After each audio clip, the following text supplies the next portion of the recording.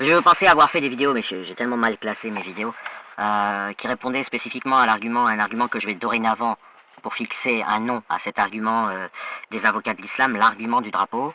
Et en fait, non, j'ai posté une vidéo qui s'appelle Théorie de la crotte précieuse, qui aborde au départ ce problème et qui ensuite, comme je répondais à des gens, ça s'entend dans la vidéo, comme je répondais à des gens sur un autre sujet, j'ai finalement pas été clair pour répondre à l'argument du drapeau. Alors l'argument, ce que j'appelle l'argument du drapeau, c'est quand des islamistes disent, ou des musulmans disent, nous avons nos sacrés, vous avez vos sacrés. Voilà, vous avez vos sacralités, nous avons nos sacralités.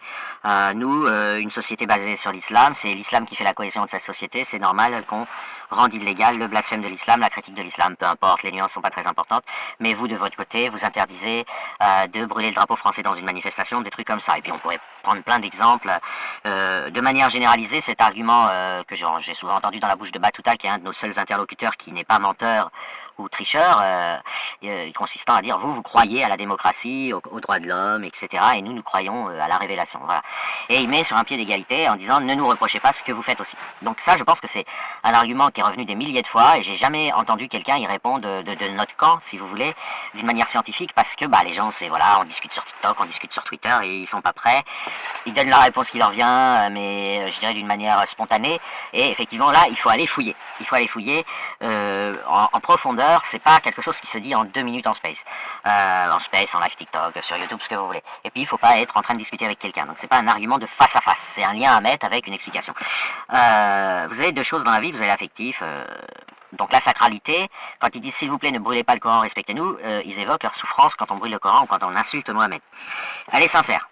Et il dit c'est comme si t'insultais ma mère, ma grand-mère, mes enfants, nous aimons le prophète autant que nos familles, etc., le Coran autant que nos familles. Et donc ils expliquent que, parce que c'est sacré. Voilà. Et ils disent que cette sacralité, donc il y a une dépendance affective à cette sacralité, et en plus contribue à la cohésion d'une société islamique. Voilà.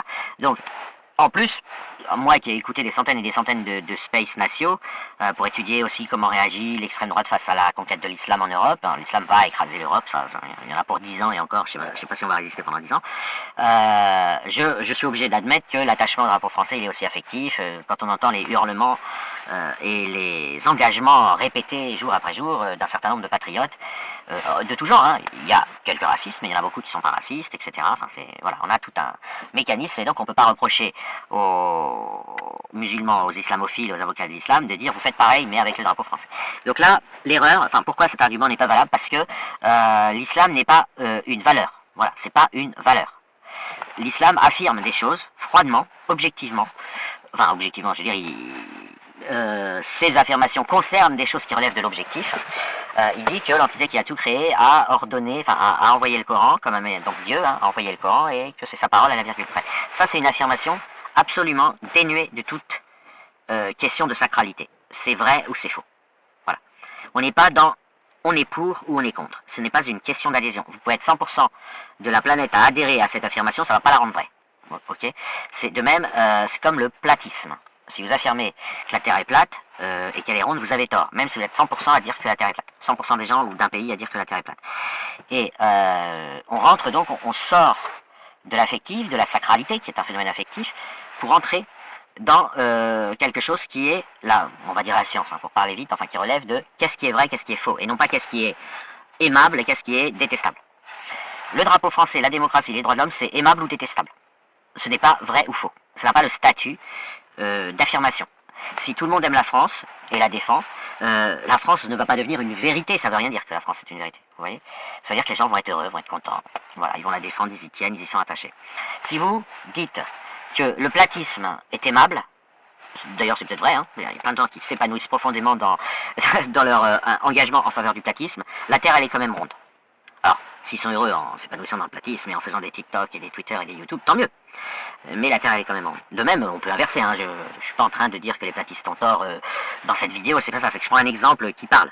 Si tout le monde s'investit et aime l'idée que la Terre est ronde, mais qu'elle est plate, elle sera plate quand même. Leur amour pour une Terre ronde ne va pas changer le fait qu'elle est plate. On n'a plus ici, légitimement, après vous pouvez dire que si, vous êtes libre de dire que si, mais j'essaie de bien faire une distinction. Vous n'êtes plus légitime à interdire ou à rendre obligatoire ou à interdire une affirmation. Ça n'a pas de sens. On ne peut pas interdire à quelqu'un d'affirmer que la Terre est ronde ou d'affirmer que la Terre est plate. Parce que on est dans le domaine de la science, pas dans le domaine de l'affectif. Si vous égorgez, comme le fait l'islam, les gens qui disent que la Terre est ronde, certes, vous allez imposer le platisme, mais ce sera faux. Et ça a des conséquences, hein, d'imposer des trucs faux, ça a des conséquences. Alors, ramener au niveau de l'islam, bah, c'est très simple. Si vous interdisez la critique et le blasphème, surtout c'est très important, parce qu'il faut désacraliser les affirmations. La critique, les gens qui trouvent que c'est sacré, ils s'en battent les couilles, ils s'en foutent de la critique. La critique sur Arte à 2h du matin, ils se torchent le cul avec. Le blasphème, ce qui fait souffrir, ce qui attaque l'affirmation, c'est ça qui va permettre aux gens qui sont dépendants affectivement, en addiction avec une affirmation, de se remettre en cause. Et c'est douloureux. Mais c'est nécessaire. C'est c'est pour ça que nos sociétés ont pu évoluer, même si elles ont d'autres soucis. C'est nécessaire pour l'accès à la vérité. Et pour se débarrasser de certaines phobies et de certaines maladies. En l'occurrence, en islam, il n'y en a qu'une, c'est la peur de l'enfer, mais elle est gigantesque et vous ravage complètement l'organisme des musulmans. Le drapeau français, c'est une question de discipline. On vous demande de ne pas le brûler, on vous demande pas de penser qu'il est vrai ou sacré. On vous demande de ne pas le brûler pour des raisons d'organisation, comme diraient les avocats de l'islam, pour la cohésion de la société. Et ce qui est important de dire, c'est que pour la cohésion de la société, le mensonge, c'est-à-dire le mensonge ou affirmer des choses qui sont fausses, ne doit pas entrer dans le cadre législatif. C'est pour ça qu'il y a la liberté d'expression. La liberté d'expression, c'est pas tant un droit comme ça, moral, c'est d'éviter qu'on brûle vif Giordano Bruno parce qu'il dit il a été hérétique, ou Galilée parce qu'il a dit que la Terre tournait autour du Soleil, etc. Mais pourquoi c'est... D'abord, ils méritaient pas d'être brûlés, mais surtout, en plus ils avaient raison, mais on l'a su plus tard, on l'a compris plus tard. Si vous les brûlez et si vous intimidez les gens, vous coupez la réflexion. C'est aussi simple que ça. Et donc, tout blasphème contre une affirmation, toute critique et toute moquerie contre une affirmation, doit rester légal dans une société.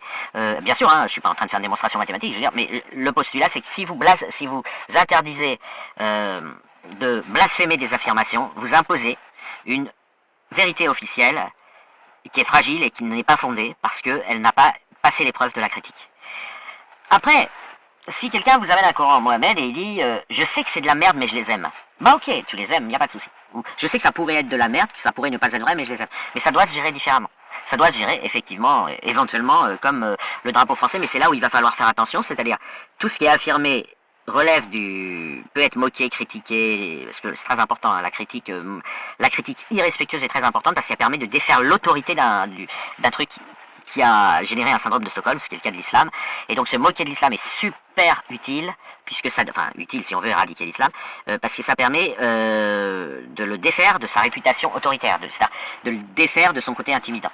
Il n'y a pas que aller le critiquer avec des arguments sur Arte, parce que si vous le critiquez avec des arguments sur Arte, vous ne cassez pas sa réputation d'être quelque chose de sérieux à qui on peut donner l'heure, etc.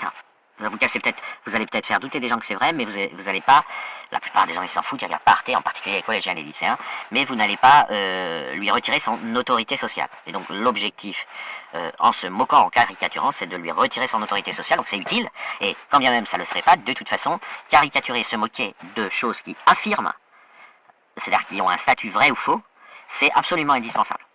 Vous ne pouvez pas, voilà, j'ai tout dit. Donc le truc, l'algorithme, c'est bien pensé. C'est vrai, c'est faux. Je touche pas. Je légifère pas. On ne peut imposer des vérités. Voilà. On ne peut pas utiliser la loi pour trancher sur du vrai-faux. On peut éventuellement utiliser la loi pour imposer la politesse, la discipline comportementale. On considère que brûler le drapeau français, c'est du bazar. C'est mettre le bazar. C'est superficiel, c'est pas... Mais vous pouvez pas, de par la loi, décider que la Terre est ronde. Vous décidez par la loi que la Terre est plate. C'est ça le postulat du monde libre, si vous voulez. C'est pas la liberté d'expression dans tous les sens, la liberté d'insulter ou quoi que ce soit. C'est, on ne touche pas au vrai-faux. Le vrai-faux doit être libre. Le débat sur le vrai-faux doit être libre. Et alors, je vais aborder la loi Guesso, j'ai déjà fait une vidéo dessus parce que c'est important. La loi Guesso n'est pas faite, contrairement à ce qu'on entend ici ou là, n'est pas faite pour interdire aux gens d'être révisionnistes. Elle a été faite dans un contexte pragmatique pour interdire aux gens de faire semblant d'être révisionnistes. C'est-à-dire que la loi Guesso fait un procès d'intention, et à l'époque c'était très clair, elle faisait un procès d'intention à des nazis qui circulaient dans la société très librement et qui savaient que la Shoah avait eu lieu, donc il n'était pas question de leur interdire de penser qu'elle n'avait pas eu lieu, parce qu'on savait qu'ils savaient qu'elle avait eu lieu. On leur interdisait de mentir. Et normalement, le mensonge est autorisé. Mais on leur interdisait la mauvaise foi, qui est autorisée aussi dans la loi, parce qu'ils l'utilisaient en vue de reconstituer une mouvance nazie. Et ils étaient très efficaces, hein, c'est Soral, Dieudonné, Florisson et compagnie.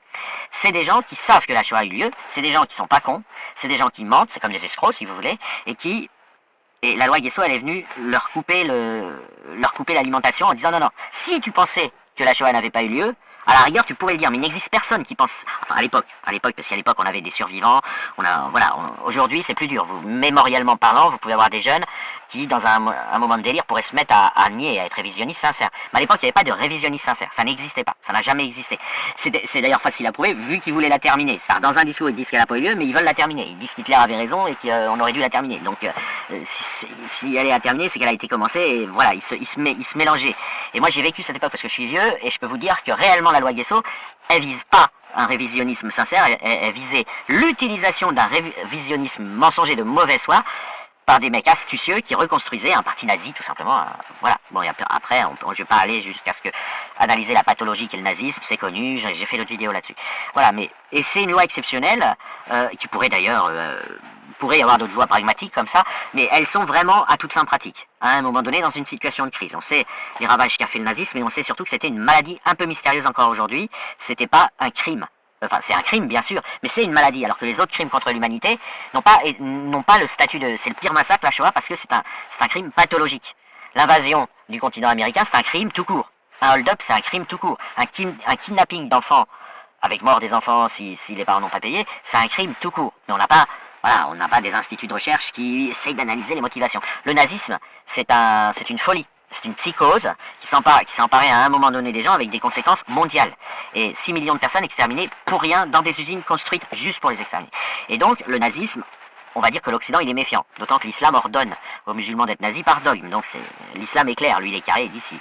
Voilà. Mais le nazisme occidental n'a même pas ce statut d'être ordonné par Dieu et si on n'obéit pas on va brûler vif. Bon, voilà. Mais sinon, d'une manière générale, le vrai faux est intouchable. C'est-à-dire que si vous avez quelqu'un qui dit que les extraterrestres existent, dans le monde libre, on ne peut pas lui mettre une amende. Si vous avez quelqu'un qui dit n'importe quoi qui puisse être statué vrai ou faux. Vous voyez, être pour ou contre la peine de mort, il n'y a pas de vrai faux. Donc si quelqu'un, à la rigueur, imaginons une société qui dit vous n'avez pas le droit de dire que vous êtes pour la peine de mort, on pourrait discuter, alors non, parce que ça rentre dans une forme plus généralisée de liberté d'expression, mais on pourrait discuter parce que c'est être pour, être contre. Voilà, afficher des idéata, des engagements, une idéologie. On peut discuter d'interdire certaines idéologies, c'est ce qu'on a fait avec le nazisme. Mais il n'y a pas de vrai faux. Il n'y a pas de le nazisme est vrai. Ça existe, ça n'a pas de sens. Il n'y a pas le nazisme est faux. Ça n'a pas de sens. Le nazisme n'affirme pas quelque chose. De même, vous êtes pour la peine de mort, vous n'affirmez pas quelque chose, à part que vous êtes favorable à ça. Mais la Terre est plate, vous affirmez quelque chose qui est vrai ou qui est faux. Et c'est ce statut du vrai-faux qui est absolument, je dirais, protégé dans le monde libre, mais pour des raisons autant scientifiques que morales. C'est-à-dire pour qu'une idée ne disparaisse pas dans la poubelle des idées sans avoir été analysée, et c'est tout. Voilà, c'est ce qu'a fait, c'est tout simplement une reconnaissance d'un mécanisme qui est assez compliqué d'ailleurs, ce qui s'appuie sur le paradigme quantique pour sa justification, de la sélection naturelle en fait. Si vous coupez le réservoir à idées, vrai et fausse, hein, enfin il y a des vrais, il y a des fausses, etc. En fait vous privez de solutions, enfin les solutions n'arriveront plus. Les solutions sur un collectif humain, elles n'arrivent pas parce qu'un génie décide et voilà et c'est tout. Non, il faut augmenter énormément le flux de possibilités d'idées pour que la bonne arrive et on ne sait pas par qui elle arrivera. Et on va filtrer et on aura la bonne et elle va nous être servie sur un plateau, entre guillemets, en tout cas par la sélection, par les examens, par les concours, par tout ça. Et puis on va pouvoir solutionner des problèmes. Alors après on peut discuter parce que c'est un peu compliqué dans les démocraties avec des millions de gens. Voilà, on n'examine pas toutes les idées. En tout cas, il doit pouvoir s'exprimer dans l'espace public pour subir un examen par l'espace public. Les sociétés islamiques, par exemple, elles interdisent que la fausseté de l'islam, c'est-à-dire le fait que ça vient pas de Dieu, vive. Et du coup, ils disent que c'est vrai, vous voyez. Ils privent leurs voisins, ils privent leurs enfants, ils privent l'environnement d'envisager que ce soit faux. C'est exactement ce qu'on veut pas dans le monde libre. On peut être pour, contre des trucs, mais on veut pas que des gens soient privés même de leur fonction neurologique permettant d'envisager que quelque chose est faux. Il faut toujours que quelqu'un puisse envisager que quelque chose est faux.